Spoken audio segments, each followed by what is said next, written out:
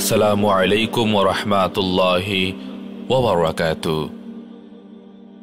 প্রিয় শ্রোতা বন্ধুরা, আশা করছি আল্লাহ তাআলার অশেষ রহমতে আপনারা সবাই ভালো আছেন।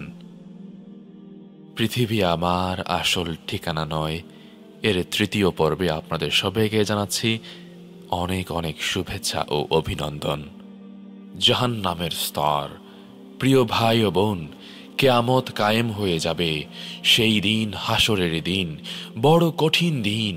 আল্লাহ তাআলা বলেছেন, কাল্লা ইযা দুক্কাতিল আরদু দাক্কান দাক্কা, যেদিন চৌচির হয়ে ফেটে যাবে জমিন। ইয়াউমা ইয়াখরুজুনা মিনাল আজদাসি সিরাআ, যেদিন তুমি কবর থেকে বেরিয়ে আসবে দ্রুত গতিতে। সেদিন সবাই পেরেশান, কি হবে কি হবে। বিচারের দিন, আমরা আসামি, বিচারক স্বয়ং আল্লাহ। হিসাব নেবেন কড়ায় গণ্ডায়। সেদিন সবার দৃষ্টি হবে অবনত, চেহারায় নামবে বিষাদ। হে মানুষ, ভয় করো তোমাদের প্রতিপালককে। নিশ্চয় সেদিন বড় ভয়ঙ্কর, যেদিন প্রবল ভূমিকম্প হবে। কিয়ামতের দিন রাসূলুল্লাহ সাল্লাল্লাহু আলাইহি ওয়াসাল্লাম বলবেন, হে আল্লাহ, আমার উম্মতের হিসাবের দায়িত্ব আমার হাতে সুপার্দ করুন। আমি নিজে তাদের হিসাব নিয়ে ফেলি, যাতে তাদেরকে আরো কারো সামনে লজ্জিত হতে না হয়। আল্লাহ তাআলা বলবেন, হে আমার নবী, যখন আপনি হিসাব নিবেন এবং তাদের পাপরাশি আপনার সম্মুখে এসে পড়বে, তখন এরা আপনার সামনে লজ্জিত হবে। সেজন্য এদেরকে আমি আপনার হাতে সুপার্দ করব না, বরং আমি পর্দার আড়ালে তাদের হিসাব নিয়ে নেব। কেউ জানবে না, কেউ জানবে না এরা দুনিয়াতে কি সব অপরাধ করেছে। তাদের যারা জাহান্নামে যাবে, তারাও পর্দার আড়ালে যাবে। জাহান্নামের স্তর 7টি। সবচেয়ে উপরের স্তরের নাম জাহান্নাম। যেই মুসলমান তাওবা ছাড়া মৃত্যুবরণ করেছে তাদের জন্য।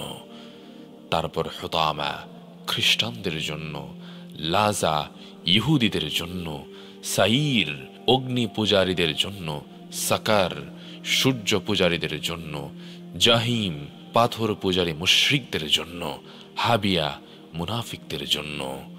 আল্লাহ পাক যখন জাহান্নামের আগুনকে উত্তেজিত করেন, তখন হাবিয়ার পর্দা উঠে যায়। তার মধ্য থেকে যে আগুন বেরিয়ে আসে, তার তাপে জাহান্নামের আগুন ও চিৎকার করতে শুরু করে। মহান রাব্বুল আলামিন তার গুনাহগার ও অবাধ্য বান্দাদেরকে শাস্তি দেবার জন্য এই 7টি জাহান্নাম সৃষ্টি করেছেন। সেই 7টি স্তরে কে কে থাকবে তা তিনি জিবরাইল আলাইহিস সালামের মাধ্যমে প্রিয় হাবিবের কাছে বিবৃত করলেন। কিন্তু জাহান্নাম নামক স্তরটির কথা বলার সময় জিবরাইল আলাইহিস সালাম নীরব হয়ে গেলেন। জিবরাইল আলাইহিস সালামকে নীরব হয়ে যেতে দেখে রাসূলুল্লাহ সাল্লাল্লাহু আলাইহি ওয়াসাল্লাম জিজ্ঞাসা করলেন, আপনি নীরব হয়ে গেলেন কেন? জিবরাইল আলাইহিস সালাম বললেন, আপনার নিকট তা প্রকাশ করতে আমার লজ্জাবোধ হচ্ছে। রাসূলুল্লাহ সাল্লাল্লাহু আলাইহি ওয়াসাল্লাম বললেন, বলে ফেলুন। তখন জিবরাইল আলাইহিস সালাম বললেন, জাহান্নাম নামক স্তরটি আপনার ওই সকল গুনাহগার উম্মতের জন্য যারা তওবা না করেই মৃত্যুবরণ করবে। এ কথা শুনে রাসূলুল্লাহ সাল্লাল্লাহু আলাইহি ওয়াসাল্লাম অস্থির হয়ে গেলেন। তার পবিত্র চোখ থেকে অঝোর ধারায় অশ্রু ঝরতে লাগলো। এরপর থেকে 3 দিন পর্যন্ত তিনি শুধু নামাজের জন্য ঘর থেকে বের হতেন, আবার ফিরে এসে ঘরের দরজা বন্ধ করে উম্মতের জন্য কাঁদতেন। উম্মতের দরদি নবী সাল্লাল্লাহু আলাইহি ওয়াসাল্লাম আমাদের জন্য কেঁদেছেন, আর আমরা কি করছি? আজ আমরা সেই নবীর আদর্শকে জবাই করছি। আমরা মুহাম্মদী বাগানের মালি, আজ আমরা সেই বাগান বিরান করছি। মৃত্যুর আগে তওবা করো আমার ভাই ও বোনেরা। আসুন মহান মালিকের সামনে আমরা নিজেকে পেশ করি, নিজের কৃত অপরাধের জন্য তওবা করি।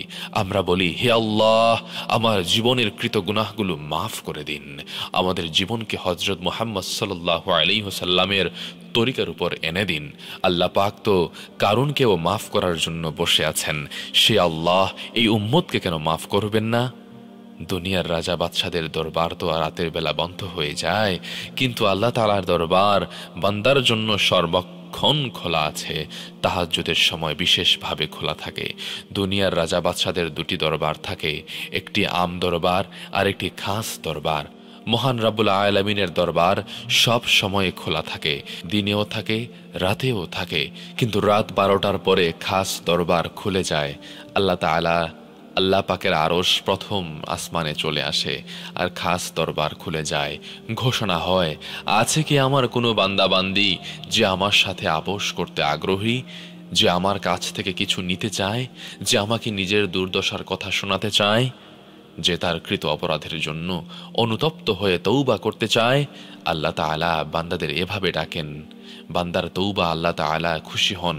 আমাদের তৌবায় আকাশ সজ্জিত হয়, ফেরেশতাগণ উৎসব করেন। মহান রাব্বুল আলামিন খুশি হয়ে বলতে থাকেন, বাহ, আমার বান্দা আমার হয়ে গেছে, ফিরে এসেছে, আমার বান্দা আমার কাছে চলে এসেছে। আপনারা সবাই আমার নাম জানেন, কিন্তু আমি কারো নাম জানি না। কিন্তু আমার ভাইয়েরা, যেই মাত্র আপনি বলবেন, হে আল্লাহ, আমি গুনাহগার, আমি তৌবা করছি, আমাকে মাফ করুন, সঙ্গে সঙ্গে আল্লাহ তাআলা বলবেন, ও হে আমার ফেরেশতারা, অমুকের পুত্র অমুক, অমুকের কন্যা অমুক তৌবা করেছে, তোমরা সাক্ষী থেকো, আমি তাকে মাফ করে দিলাম।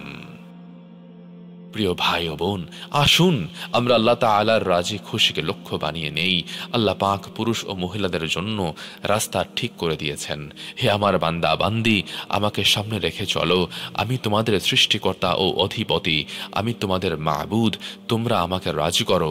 আল্লাহর প্রতি নিবেদিত হওয়া এবং আল্লাহকে রাজি করা আমাদের জীবনের লক্ষ্য হওয়া উচিত।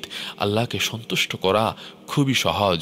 আল্লাহ তাআলা বান্দার তাওবার অপেক্ষায় থাকেন যে আমার বান্দা আমাকে যতই অসন্তুষ্ট করুক না কেন, যদি সে তৌবা করে আমার কাছে ক্ষমা প্রার্থনা করে, আমি তাকে মাফ করে দেব। সুবহানাল্লাহ। প্রিয় ভাই ও বোন, আজ আমাদের ভাবনার বিষয়গুলো নিয়ে আমাদের আগ্রহ কম। আল্লাহ তাআলার হুকুম আহকামগুলো মানতে আমাদের অনীহা। আমরা আজ এমন অবস্থায় দিনাতিপাত করছি যে কাফের মুশরিকরাও আমাদের দেখলে লজ্জা পায়। আজ আমাদের ঘরগুলোতে এতটুকু পরিবেশও নেই যে আমরা ভেবে দেখব আমাদের রব আমাদের প্রতি সন্তুষ্ট আছেন কিনা। আমাদের সন্তানদের প্রতিপালন এমন ধারায় হচ্ছে না যে তারা ভাবতে শিখবে আমরা কিভাবে মহান রাব্বুল আলামিনকে রাজি করব। পিতা মাতা ডান্ডা নিয়ে দাঁড়িয়ে আছে, পড়ো, লেখাপড়া করে রোজগারের যোগ্য হও, কামাই করতে হবে, টাকা বানাতে হবে, বাড়ি গাড়ির মালিক হও। মোট কথা, আমাদের পূর্ণ শক্তি ও মেধা সব ব্যয় করি দুনিয়া গড়ার পেছনে। আল্লাহকে খুশি করে নেওয়ালা মন মানসিকতাই শেষ হয়ে গেছে। নামাজ পড়লেও আনন্দ নেই, না পড়লেও বেদনা নেই। কোরআন তেলাওয়াত করলেও আনন্দ নেই, না করলেও বেদনা নেই। আত্মার কেমন নির্জীবতা। কিছু টাকা মুনাফা হলে আমরা সবাই কত আনন্দিত হই, 10 টাকা লোকসান হলে অন্তরে কত ব্যথা পাই, ঘরে কারো অসুখ হলে সবাই কত পেরেশান হয়ে যায়। কোনো আনন্দের বিষয় হলে সবাই আনন্দিত হই। আমার ভাই ও বোনেরা, এগুলোও কি কোনো আনন্দের বিষয় হলো? এগুলোও কি কোনো বেদনার বিষয় হলো? এক ওয়াক্ত নামাজ ছুটে গেলে আমাদের অন্তর কেঁপে ওঠার দরকার ছিল যে হায়, হে আল্লাহ, আমার নামাজ ছুটে গেছে, আমার রোজা ছুটে গেছে, কিন্তু মাসের পর মাস চলে যায়, আমার ফরজ নামাজগুলো কাজা হয়ে যাচ্ছে। ব্যথা, বেদনা, উৎকণ্ঠা, পেরেশানি যা আল্লাহর জন্য হওয়া প্রয়োজন ছিল তা না হয়ে অর্থের জন্য আমাদের অন্তর উৎকণ্ঠিত। দুনিয়ার আনন্দ বেদনায় আমাদের প্রাধান্য। আমরা আল্লাহর আফদারি করি না, আমরা তো দুনিয়ার সম্পদ আর ভোগ বিলাসের পেছনে দৌড়াই। আমাকে বলুন তো, টাকায় কখনো ঘরে সুখ এনে দিতে পেরেছে? সন্তান কম হওয়া থেকে কারো ঘরে স্বাচ্ছন্দ্য এসেছে? পরিবার ছোট হোক বা বড় হোক, ধনী বা গরিব হোক, যে ঘরে দিন নেই সে ঘরে জাহান্নামের আগুনে ভরা। আল্লাহ পাক কুরআনুল কারীমে বলেছেন, ইয়ালামু আন্নামাল হায়াতুদ দুনিয়া লাইবুন ওয়া লাহুম ওয়া যিনাতুন ওয়া তাফাখুরুম বাইনাকুম ওয়া তাকাসুরুন ফিল আমওয়ালি ওয়াল আওলাদ। তোমরা জেনে রেখো, পার্থিব জীবনে ক্রীড়া, কৌতুক, ঝাঁক জমক, পারস্পরিক গর্ব, অহংকার, ধন সম্পদ ও সন্তান সন্ততিতে প্রাচুর্য লাভের প্রতিযোগিতা ব্যতীত আর কিছু নয়। তো ভাই ও বোনেরা, মীমাংসার দিন সামনে আসবে, মীমাংসার জন্য হাসর আসছে। আমরা দলে দলে বের হব, আমরা থাকব আসামির কাঠ গড়ায়। আল্লাহ পাক স্বয়ং বিচারক। তাই সেই দিনটির সফলতা ও ব্যর্থতার একটাই মাপকাঠি, যে ব্যক্তি নিজেকে পবিত্র করে নিল সে সফল, আর যে ব্যক্তি নিজেকে দুনিয়ার পিছনে ব্যয় করল সে বিফল। আল্লাহর সন্তুষ্টি আমাদের প্রধান কাজ। প্রিয় ভাই ও বোন, আসুন আমরা নিজেকে শোধরাই, নিজেদের জীবন থেকে বদ দিনগুলো ঝেড়ে ফেলি, নিজের ঘরগুলো থেকে আল্লাহর নাফরমানিকে তাড়িয়ে দেই। এটা জানাও মানার বিষয়। শুধু জানলাম কিন্তু মানলাম না, তবে কিছুই হবে না। দিন জানতে হবে, দিন মানতে হবে, দিনের পথে চলতে হবে। অনেকেই বলেন দিন আমিও জানি, আল্লাহর হুকুম আহকামগুলোর দাওয়াত দিতে গেলে অনেকেই এমন কথা বলতে শোনা যায়, মদখোর মদ খাচ্ছে, তাকে যদি বলেন ভাই মদ পান করো না, এটি হারাম। সুদখোর ঘুষখোরকে যদি বলে এটা হারাম, সে বলে এত ফতোয়া দিবেন না, ইসলাম আমরাও বুঝি। আরে ভাই, বুঝে আপনার কি লাভ হলো যদি মানতে না পারলেন? ইসলামকে শুধু জানলে হবে না, মানতে হবে। আমি অনেক বিধর্মী পণ্ডিতদের দেখেছি, তারা ইসলাম সম্পর্কে অনেক জ্ঞান রাখে, কিন্তু সে তো জানলই, মানল না, কি লাভ হলো? ইসলামকে জানতে হবে, মানতে হবে। জানা না থাকলে আলেমদের কাছ থেকে জেনে নিতে হবে এবং মানতেও হবে। আমরা যদি মৃত্যুবরণ করেই মরে যেতাম তাহলে ভালো ছিল, কিন্তু মৃত্যুর পর তো জবাবদিহিতাও আছে, সেটি কেন ভুলে যাই? দুনিয়াতে সাধারণ একটি মামলার জন্য বড় বড় আইন জ্ঞানের দ্বারস্থ হতে হয়, সামান্য অসুখের জন্য বড় বিশেষজ্ঞ ডাক্তারের শরণাপন্ন হতে হয়, কিন্তু আমাদের মনেই নেই যে আমাদের গোটা জীবনের মামলা একদিন আল্লাহর আদালতে উপস্থিত হবে। যে আল্লাহ আমাদের চোখে নড়াচড়া দেখেন, আমরা কানে যা কিছু শুনি সব দেখেন। রাতের আধার তার জন্য আড়াল তৈরি করতে পারে না। একান্ত গোপনীয়তা করা আমাদের কাজ, তার দৃষ্টির আড়ালে নয়। সেই মহান শক্তিধর আল্লাহর সামনে আমাদেরকে দাঁড়াতেই হবে। প্রিয় ভাই ও বোনেরা, তোমরা তোমাদের প্রতিপালককে, মহান রবকে ভয় করো, কারণ কিয়ামতের মহাকম্পন আছে। তোমরা আল্লাহর দিকে দৌড়াও। যেদিন কম্পন দেখা দেবে, কম্পনের পর আরও কম্পন আসবে, সেই দিনটির জন্য তোমরা প্রস্তুতি গ্রহণ করো। দুনিয়া ক্ষণস্থায়ী। প্রিয় ভাই ও বোন, সেদিনের প্রস্তুতি গ্রহণ করার জন্যই দুনিয়াতে আমাদের পাঠানো হয়েছে। এখানে আমরা একজন মুসাফির ছাড়া আর কিছুই না। এ জগৎ মূলত একটি অস্থায়ী আবাস। একদিন আমাদের এই দুনিয়া ছেড়ে চলে যেতেই হবে। দুনিয়াকে যারা ভালোবাসে আপন করে নিয়েছে, দুনিয়া তাদের ধোঁকা দিয়েছে। দুনিয়ার শান্তি খুঁজতে খুঁজতে জীবন শেষ করেছে, কিন্তু শান্তি পায়নি। দুনিয়া যাদেরকে দংশন করেছে তারা কখনো শান্তি পায়নি। দুনিয়া একটি বিষধর সাপ, সবচেয়ে বড় বিশ্বাসঘাতক। কাজেই সতর্ক হন। এ দুনিয়ার বুকে এমন একদিন আসবে যে দিনের ভয়াবহতা যুবকদেরকেও বৃদ্ধ বানিয়ে দেবে। সেদিন আল্লাহ তাআলা আত্মপ্রকাশ করবেন, ফেরেশতাও দলে দলে এসে উপস্থিত হবেন। হাজির করা হবে সব বনি আদমকে। তখন আল্লাহ তাআলা ডেকে বলবেন, ওহে আমার বান্দারা, যেদিন আমি তোমাদেরকে সৃষ্টি করেছিলাম সেদিন থেকে আজ পর্যন্ত আমি তোমাদেরকে শুধু দেখে আসছি। তোমাদের কর্মকাণ্ডও দেখেছি, কিছুই বলিনি। রাতে যে সেজদারত ছিল তাকেও দেখেছি, যে গান বাদ্য করেছ তাকেও দেখেছি, তোমাদের চারিত্রিক স্খলনও দেখেছি, তোমাদের অপকর্মে লিপ্ত হওয়াও দেখেছি। কি হালাল রোজগার করেছ তাও দেখেছি, কি হারাম কামাই করেছ, সুদ ঘুষের টাকায় সম্পদ গড়েছ, কে কোন পথে চলেছ সব দেখেছি। জালেমের জুলুম দেখেছি, মজলুমের আর্তনাদ শুনেছি, ইনসাফও দেখেছি। শুধু দেখেছি, বলিনি কিছুই। আজ বলার সময় এসেছে। কি ভেবেছিলে এ বিশ্বজগৎ নিজে নিজে সৃষ্টি হয়েছে? তোমাদের সুঠাম সুন্দর দেহ, যৌবনের উদ্যমতা আপনা আপনি এসেছে? দুনিয়ার অঢেল সম্পদ, বিশাল অট্টালিকা যা নিয়ে তুমি গর্ব করতে, তা নিজের বুদ্ধিতে অর্জন করেছিলে? ভেবেছিলে কি হিসাব দিতে হবে না কোনো কিছুরই, তাই বেপরোয়া জীবন যাপন করেছিলে? আজ সেই দিন, হিসাবের দিন। আজ তোমাদের জীবনের সমস্ত অপকর্মের পুঙ্খানুপুঙ্খানুভাবে হিসাব গ্রহণ করা হবে। সে কঠিন সময়ের জন্য প্রস্তুত হয়ে যাও হিসাব দেওয়ার জন্য।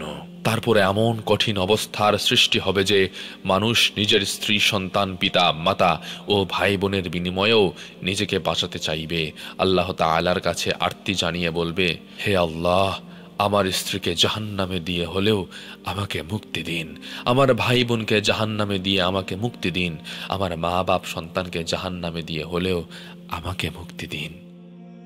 ইউবস্সারুনাহুম ইয়াউদ্দুল মুজরিমু লাউ ইয়াফতাদি মিন আযাবি ইয়াউমাইযিন বিবানি। অপরাধীরা সেদিন শাস্তির বদলে দিতে চাইবে তার সন্তান সন্ততিকে।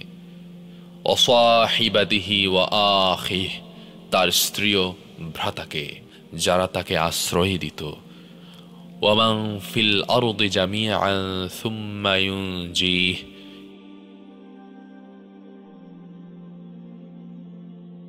পৃথিবীর সকল মানুষকে জাহান্নামে নিয়ে হলেও আমাকে মুক্তি দিন। আল্লাহ তাআলা বলবেন, কাল্লা, না, কখনো না। অপরাধী তার অপরাধের জন্য ধৃত হবে। এটা দুনিয়া নয় যে অপরাধী নিরাপদ আশ্রয়ে বসে থাকবে, নিরপরাধ ব্যক্তি সাজা ভোগ করবে। এটা আল্লাহ তাআলার আদালত। ফামান ইয়া'মাল মিসকালা যাররাতিন খায়রান ইয়ারাহ ওয়া মান ইয়া'মাল মিসকালা যাররাতিন শাররান ইয়ারাহ। কেউ অনুপরিমাণ নেক আমল করলেও তারা দেখতে পাবে, কেউ অনুপরিমাণ অসৎকর্ম করলেও তা দেখতে পাবে। ফেরেশতারা একজন অপরাধীকে ঘাড় ধরে পাল্লার সামনে দাঁড় করিয়ে দেবে। পাল্লার সামনে যখন উপস্থিত করা হবে তখন তাদের দেহ এমনভাবে কম্পন সৃষ্টি হবে যে তারা ভয়ে কাঁপতে থাকবে, তারা স্থির হয়ে দাঁড়াতে পারবে না। একবার এদিকে হেলে পড়বে, একবার ওদিকে হেলে পড়বে। দুনিয়ার বড় বড় ক্ষমতাশীল বাদশারাও সেদিন থর থর করে কাঁপবে। তাদের পা দুটি সেদিন তাদের দেহের ভার বহন করতে অক্ষম হবে।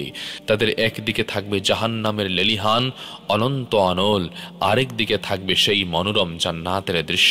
জাহান্নাম চিৎকার করে বলতে থাকবে, আরো চাই, আরো চাই। তারপর তার আমলনামা ওজন করানো হবে মিজানের পাল্লায়। কারো কন্যাকে, কারো পুত্রকে, কারো পিতা মাতাকে, ভাইকে, বোনকে, স্বজনকে, সবাইকে, একদিকে পাপ একদিকে পুণ্য, তাদের আমল মিজানের পাল্লায় তোলা হবে। হাসরের সেই আশ্চর্য পাল্লায় কারো বংশ মর্যাদা মাপা হবে না, মাপা হবে বান্দার আমলগুলো। সে পাল্লায় বান্দার চরিত্রের সৌন্দর্য, হালাল উপার্জনের সওয়াব, সকল মন্দ কাজ থেকে বেঁচে থাকার সওয়াব, বান্দার মন্দ আমলের ওজন করা হবে। যদি মন্দ কাজের ওজন বেশি হয়ে যায় তাহলে অশেষ দুর্গতি তার কপালে জুটল। হযরত জিবরাইল আলাইহিস সালাম তখন ঘোষণা করবেন, অমুকের পুত্র অমুক তার পরীক্ষায় ব্যর্থ হয়েছে, সে দুনিয়ার জীবনের গুনাহের কারণে বিফল হয়েছে। প্রিয় ভাই ও বোন, বুঝতে চেষ্টা করুন, এ ব্যর্থতা দুনিয়ার জীবনের পরীক্ষার ব্যর্থতা নয়, এ পরাজয় দুনিয়ার জীবনের নির্বাচনের পরাজয় নয়।